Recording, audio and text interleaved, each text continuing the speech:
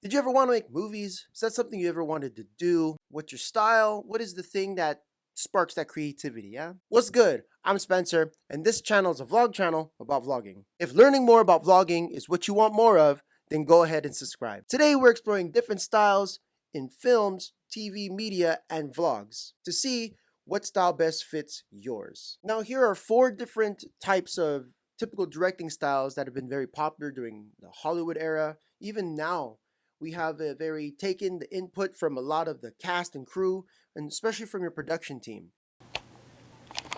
So that style's called collective artistry.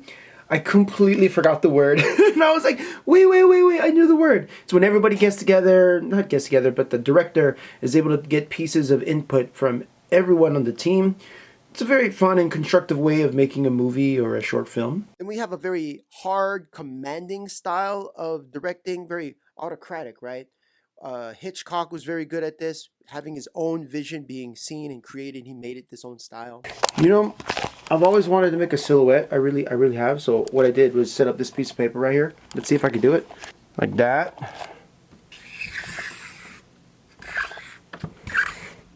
Yeah! Charlie Chaplin was also one of my favorite directors who was responsible for the editing and putting together a lot of his own short films. Some other directors that were really good at editing, like Woody Allen, Stanley Kubrick.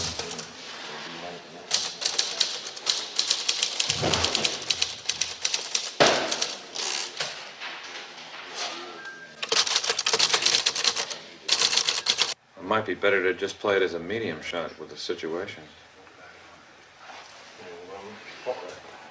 The other thing, maybe. Let's see if I get them. Let's take that. Can you do with your head down? Paid special attention to how they edited their movies and made sure that they delivered the message or communicated their idea very quickly, use different lenses to portray that idea. Then we have a very perfectly written script.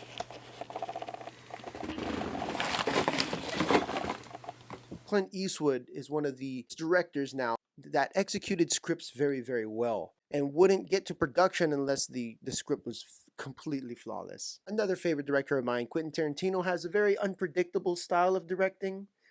It makes his entire production pretty wild, but he's very commanding when it comes to the execution of the idea. See, now TV shows have a different type of demand on, like, sitcoms. They respected a certain kind of director at the time. Those weren't really like movie directors, and then that changed over time with like Hulu and Netflix. And when they started to see the natural talents and they started to treat TV shows like movies. Now, looking at typical vloggers nowadays, if you have a film making background, you'll have an advantage. Vloggers only know what they see from other competing vlogs, shots from movies if they're they love movies and they copy shot for shot, or whatever's limited in their budget because sometimes all you have is a phone and your imagination. Well, visually, let's say we have a mess of items on the table, right? So as a director, you're gonna have to see what's in your frame. Yeah, what's in your frame. On this piece of paper is gonna be your frame. Then we're gonna have some random items on here. Let me just put some stickers for now. Here, what's the best way to tell a story, right? We're looking at our site here, right? Do we make this the center of attention, anything you're looking right in the middle? Or do we arrange things in a way where it's in a straight possible line? It gives this kind of order. Or do you give it a little bit of funk to it, right? Sometimes you can even keep them hidden. Some directors like to do that. You can even cover them all up and act like there was only one or none, right?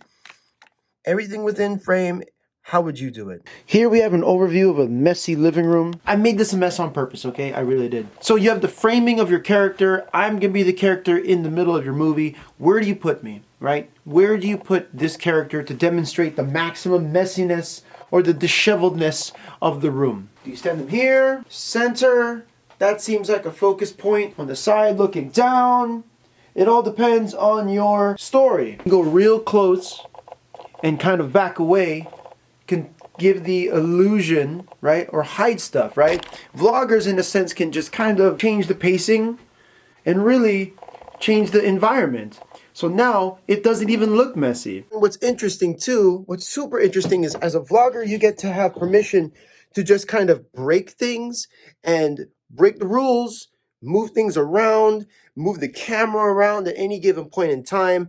That's the directorial effect you can have as being a vlogger that movies just don't have, which is really, really cool sometimes because you can always change your environment and your pacing and move around. But then, does it really take away from the story or does it add to it? There's a large creative system when it comes to making movies. When it comes to making vlogs, it's usually the one person making the movie, right? Any given movie, you will have sound production, lights. You're going to have a whole team trying to make sure to execute the vision of the director.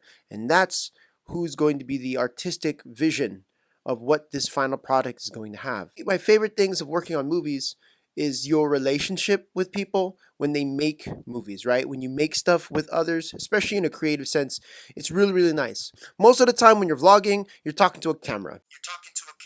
And because you're talking to a camera, it can be a very lonely or an alone process. So your creative vision has to be very, very sharp, communicate very, very well. How can vloggers compete with filmmakers? How do we improve? Do we copy shot for shot? What do you think? All right, let me know in the comment down below if this is something that was helpful for you. Thank you for your time and hope to see you in the next video. All right, don't forget to subscribe. And my name is Spencer. Catch you guys later. Peace.